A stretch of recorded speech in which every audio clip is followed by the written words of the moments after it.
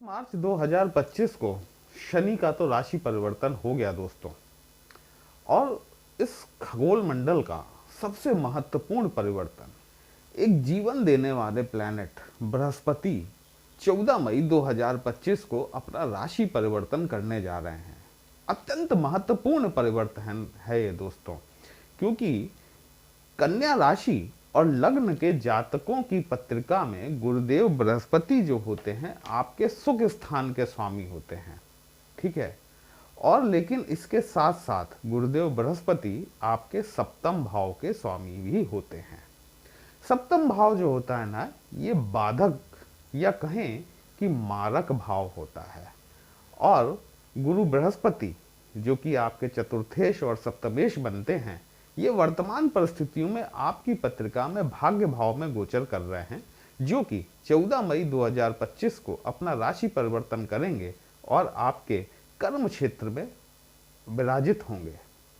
14 मई 2025 के बाद से गुरु बृहस्पति का किस प्रकार का प्रभाव रहेगा हमारे कन्या राशि और लग्न के जातकों पर, वही आज हम डिस्कस करने वाले हैं। जी नमस्कार दोस्तों, कैसे हैं आप सभी। मैं आपका ज्योतिष मित्र श्लोक वर्मा आपके अपने चैनल श्री हनुमंत कृपा में आपका हार्दिक स्वागत करता हूं, अभिनंदन करता हूं। साथ ही अपने बड़े भैया श्री हनुमान जी से करबद्ध निवेदन करता हूं कि वे अपने हनुमत कृपा परिवार के सभी सदस्यों को, नए जुड़ने वाले सभी सदस्यों को सुख समृद्धि प्रदान करें, उन्हें उनके कार्यों में आशातीत सफलता प्रदान करें। ये जो 6 का अंक आप देख रहे हैं ना दोस्तों, ये इस बात को बताता है कि या तो आपकी राशि कन्या है या फिर आपकी लग्न कन्या है। गुरु बृहस्पति देखिए आपके चतुर्थ स्थान के स्वामी होते हैं, भूमि भवन वाहन माता के सुख के स्थान के स्वामी होते हैं। और साथ ही साथ यही बृहस्पति आपके सप्तम भाव के स्वामी भी होते हैं। एस्ट्रोलॉजी में सप्तम भाव को मारक भाव या बाधक भाव कहा जाता है, ठीक है। तो यहाँ पर अब ये देखने वाली बात होगी कि गुरु बृहस्पति जो कि आपके सुकेश बनते हैं, लेकिन ये भाव जो है, ये मारक भाव, चूंकि बृहस्पति आपके सुकेश होने के कारण ये भाव कैंसिल हो जाता है, ठीक है। लेकिन जो है ना, यहाँ पर एक छोटी सी समस्या खड़ी होगी हमारे कन्या राशि के जातकों के लिए। उसका उपाय है, ऐसा कोई बड़ी समस्या नहीं है, उसका कोई उपाय भी है और वो उपाय मैं आपको बताऊंगा। वीडियो को अंत तक अवश्य देखिएगा। कहीं भी पसंद आता है अपने कमेंट बॉक्स में जय श्री राम लिखेंगे, आपको भी अच्छा लगेगा, हमें भी अच्छा लगेगा आपके लिए इस तरह के विश्लेषण लेकर आने के लिए। देखिए गुरु बृहस्पति 14 मई 2025 को आपके 10th हाउस में गोचर करेंगे। 10th हाउस आप जानते हैं आपके कर्म क्षेत्र को दिखाता है, आपकी पद प्रतिष्ठा को दिखाता है, आपके मान मर्यादा को दिखाता है, आपकी कीर्ति की ध्वजा को दिखाता है। जब गुरु बृहस्पति जैसा प्लेनेट आपके 10th हाउस में पहुंचेगा, निसंदेह बृहस्पति जो है एक डिवाइन प्लेनेट है, ज्ञान के भंडार है, अनुभव का भंडार है, साथ ही साथ आध्यात्मिकता स्पिरिचुअलिटी वाला प्लेनेट है। आपको बृहस्पति जो देते हैं वो आपको स्थायी तौर पर देते हैं, ठीक है। राहु का देने का तरीका कुछ और होता है। शनि और बृहस्पति जब देते हैं तो भले आपको वो धीमे धीमे दें, स्लोली दें, लेकिन जो वो देते हैं वो आपके पास में टिकता जरूर है। राहु की तरह नहीं है कि एकदम से आपको सडन गेन हुआ और सडन लॉस हो गया। शनि और बृहस्पति यदि आपको देते हैं तो धीरे धीरे देते हैं, और जब लेते हैं तो भी धीरे धीरे लेते हैं। ये बृहस्पति अब आपके 10th हाउस में आ रहे हैं, आपके कर्म के क्षेत्र में आ रहे हैं। सीधी सी बात है कि हमारे कन्या राशि और लग्न के वे सभी जातक जो इस पीरियड का बहुत लंबे समय से इंतजार कर रहे होंगे, वो फल अब आपको चखने के लिए मिलने वाला है।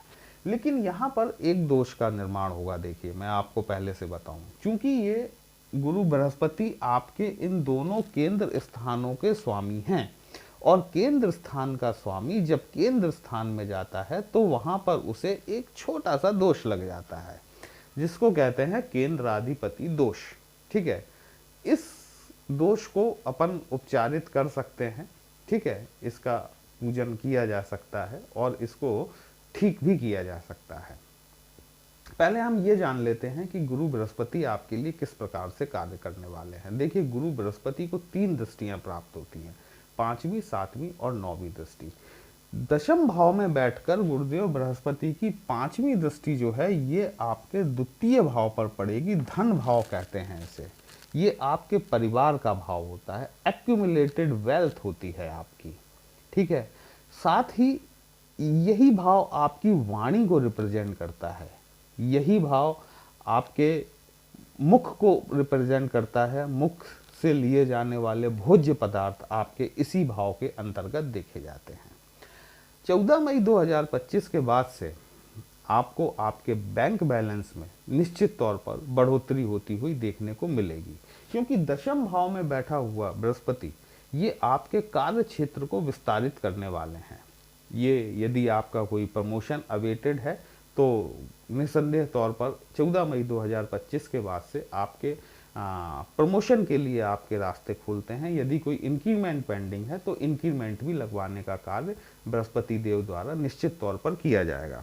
बृहस्पति महाराज जो है ना, यहाँ पर आपके यश और कीर्ति की पताका को फहराने का कार्य करेंगे। बस कंडीशन एक ही है कि बृहस्पति आपकी पत्रिका में देखिए शुभ नक्षत्रों में स्थित होना चाहिए, ठीक है। चूंकि यहाँ पर बादकेश हैं इसलिए मैं ऐसी बात कह रहा हूँ, यहाँ पर बृहस्पति बादकेश हैं तो इनका आपके शुभ नक्षत्रों में यदि बृहस्पति महाराज बैठे हुए हैं तो निसंदेह तौर पर आपको आपके कार्य क्षेत्र में, आपके व्यवसाय में आपको लगातार उन्नति, प्रोन्नति देखने के लिए जरूर मिलेगी। सेकंड हाउस जैसा मैंने कहा आपके परिवार का होता है। बृहस्पति भी विस्तारक हैं, एक्सपेंशन करते हैं चीज़ों का। आने वाले 1 माह में आपके परिवार में आपको किसी न किसी प्रकार की बढ़ोतरी देखने के लिए जरूर मिलेगी। वो या तो किसी विवाह संबंध के द्वारा हो सकती है अथवा किसी जन्म के द्वारा हो सकती है। हाँ, धन बढ़ाने का कार्य गुरु बृहस्पति द्वारा यहाँ पर जरूर किया जाएगा। अब गुरु बृहस्पति की 7वीं दृष्टि जो है ये आपके 4th हाउस पर पड़ेगी।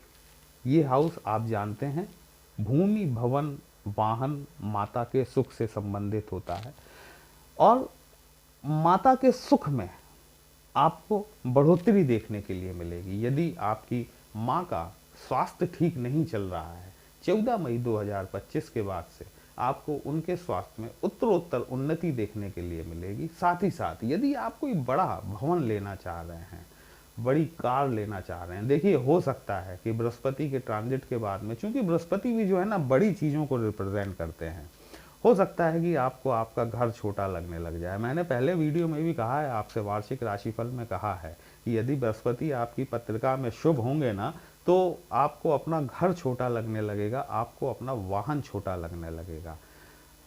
और यहाँ पर यदि आप कोई नया भवन लेना चाह रहे हैं, कोई नया वाहन लेना चाह रहे हैं, बृहस्पति द्वारा ये इस 1 साल के दौरान इस तरह की परिस्थितियों का निर्माण किया जा सकता है कि आप अपनी इस आकांक्षा को पूरी करने के लिए स्वतंत्र हो सकें, ठीक है। यहाँ पर बृहस्पति आपके जीवन साथी से भी रिलेट हैं। देखिए आपके व्यापार व्यवसाय को भी बृहस्पति, चूंकि आपके 7म भाव के कारक है ना, कहाँ जा रहे हैं, दशम भाव में जा रहे हैं।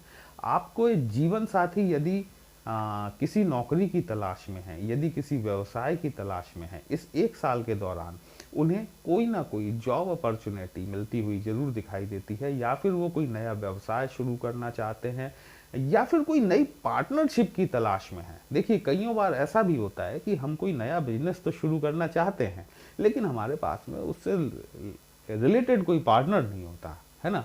तो इस 1 साल के दौरान ये बृहस्पति महाराज आपके लिए एक उचित पार्टनर ढूंढने का भी प्रयास करेंगे। साथ ही साथ यहाँ पर वो लोग जो कि राजनीति से जुड़े हुए हैं, पॉलिटिकल लीडर्स हैं, उनकी पद प्रतिष्ठा में वृद्धि का कार्य भी जुपिटर महाराज दशम भाव में कार्य क्षेत्र में बैठकर करने वाले हैं, क्योंकि 10वां भाव आपके मान सम्मान का होता है। और यदि बृहस्पति आपकी पत्रिका में शुभ स्थिति में है तो भले ही आप किसी भी फील्ड से रिलेटेड क्यों ना हो, आप कन्या राशि और लग्न के यदि हैं तो निस्संदेह तौर पर आपको 1 साल बहुत बढ़िया जाने वाला है। यहाँ पर जो एक ध्यान रखने वाली बात है जो विशेष रूप से है, देखिए बृहस्पति की 9वीं दृष्टि जो है ना ये आपके 6वें घर पर पड़ेगी। 6वां घर आप जानते हैं कि रोग, ऋण और शत्रुओं का होता है। यदि आप अपने व्यवसाय के लिए किसी प्रकार का ऋण लेना चाह रहे हैं, मैं आपसे कहूँगा कि ओके, आप बिल्कुल ऋण लीजिए। लेकिन यदि आप प्रॉपर्टी में इन्वेस्ट कर रहे हैं तो भी मैं कहूँगा कि बिल्कुल आपको बड़ा मकान ले लेना चाहिए। लेकिन यदि आप वाहन खरीदना चाह रहे हैं, ठीक है, देखिए वाहन की एक डेप्रिसिएशन कॉस्ट होती है ना, 10% हर साल कम होता जाता है। ऋण लेके अगर आप कार खरीदने जा रहे हैं, आप डेप्रिसिएशन भी कटवा रहे हैं प्लस उस अमाउंट पे इंटरेस्ट भी दे रहे हैं। तो मैं यहाँ पर आपको ये थोड़ा सा सजेस्ट करूँगा कि अगर आप भौतिक विलासता की चीज़ों के लिए अगर आप ऋण लेना चाह रहे हैं तो देखिए ऐसे ऋण लेने से आपको बचना चाहिए, है ना। छठवां घर वैसे भी षड्यंत्रों का होता है, रोगों का होता है। यहाँ पर आपका सेकंड हाउस और सिक्स हाउस जो है ना, ये बृहस्पति एक्टिवेटेड कर रहे हैं। देखिए बात को समझिएगा, मैंने स्टार्टिंग में कहा कि सेकंड हाउस आपका मुख होता है और मुख से लिए जाने वाले खाद्य पदार्थ होते हैं। कन्या राशि और लग्न के जातकों को उनके द्वारा लिए गए भोज्य पदार्थों पर ध्यान रखना बहुत आवश्यक है, क्योंकि इस एक साल के दौरान आप जो भी भोजन ग्रहण करते हैं अच्छा होना चाहिए, घर का बना होना चाहिए। यदि आप होटल्स पे डिपेंड हैं, यदि आप फास्ट फूड पर डिपेंड हैं, तो ये डिपेंडेंसी आपको कम करनी पड़ेगी, क्योंकि ये सेकंड हाउस से जो आप भोजन लेंगे ना, वो आपके जो है कि सिक्स्थ हाउस में प्रॉब्लम क्रिएट करेगा। यहाँ पर आपको पेट से संबंधित कोई समस्या देखने के लिए मिल सकती है, ठीक है। तो यहाँ पर देखिए लोन का मैंने आपको बता दिया, हेल्थ में जो इशू आपको आ सकता है वो भी मैंने आपको बता दिया कि आपको अपनी खाने पीने की पद्धति पर नियंत्रण रखना इस एक साल के दौरान 14 मई 2025 से लेकर अगले साल मई 2026 तक, ये आपके लिए नितांत आवश्यक होगा। देखिए एक प्लस पॉइंट और भी है कि बृहस्पति जब 10th हाउस में आएंगे ना, तो ये आपकी रिस्पॉन्सिबिलिटीज़ बढ़ाएंगे, आपका प्रमोशन बढ़ेगा। ऑब्वियसली आपका जब प्रभार बढ़ेगा, जब आपका पद बढ़ेगा तो आपकी रिस्पॉन्सिबिलिटीज़ भी बढ़ेंगी, और जब रिस्पॉन्सिबिलिटीज़ बढ़ेंगी ना, तो ये छठवां घर जो होता है ये षड्यंत्रों का होता है, यही आपके छुपे हुए शत्रुओं का भी भाव होता है। छठवां भाव आपका सेवा भाव भी होता है। कन्या राशि और लग्न के वो जातक जिनकी यदि अभी नौकरी नहीं लगी है, 14 मई 2025 के बाद से आप एश्योर्ड हो जाइए कि यदि बृहस्पति की स्थिति आपकी पत्रिका में शुभ स्थिति में है, आपका नया जॉब लग सकता है। आप जिस वर्तमान जॉब में हैं वो चेंज करके आपको नई सैलरी के साथ में, मतलब नए इंक्रीमेंट के साथ में आपको दूसरा जॉब मिल सकता है। बेरोजगार आपको बृहस्पति नहीं रहने देंगे, है ना। इस एक साल के दौरान यदि आप में थोड़ी सी भी योग्यता है, थोड़ी सी भी काबिलियत है, बृहस्पति महाराज आपको बेरोजगार तो नहीं रहने देंगे। लेकिन ये आपकी सफलता से जो है ना, बृहस्पति क्या है, चीज़ों को उभार देते हैं। राहु और बृहस्पति के साथ में एक समानता है, ये चीज़ों को उभार देते हैं। यदि आपका कोई पुराना रोग पहले से चला आ रहा था, उसके बारे में आपको जानकारी नहीं थी, मई 2025 के बाद से वो रोग आपके सामने आ सकता है। देखिए कईयों बार क्या होता है ना कि जो दबी छुपी चीज़ें होती हैं वो ज़्यादा घातक होती हैं, क्योंकि हम उन्हें जानते नहीं हैं, हम उन्हें पहचानते नहीं हैं, चाहे वो हमारे रोग हों, चाहे वो हमारे शत्रु हों। बृहस्पति और राहु क्या करते हैं कि चाहे वो आपके शत्रु हों, उनको भी निकाल कर सामने रख देते हैं आपके। आप सोचते हैं यार ये आदमी को तो मैं अभी तक अपना दोस्त मानता था, है ना, लेकिन यही मेरे खिलाफ में षड्यंत्र कर रहा है। ऐसे ही कोई बीमारी जिसको आप बहुत छोटा मान के चल रहे थे, वो निकल कर सामने आ सकती है। लेकिन प्लस पॉइंट ये होता है कि आप इनका इलाज करा पाने में सक्षम होते हैं, फिर चाहे वो आपका रोग हो या फिर आपका शत्रु हो। दबे छुपे शत्रुओं से आपको बचना चाहिए, क्योंकि छठवां घर जो है वो षड्यंत्रों को भी रिप्रेजेंट करता है।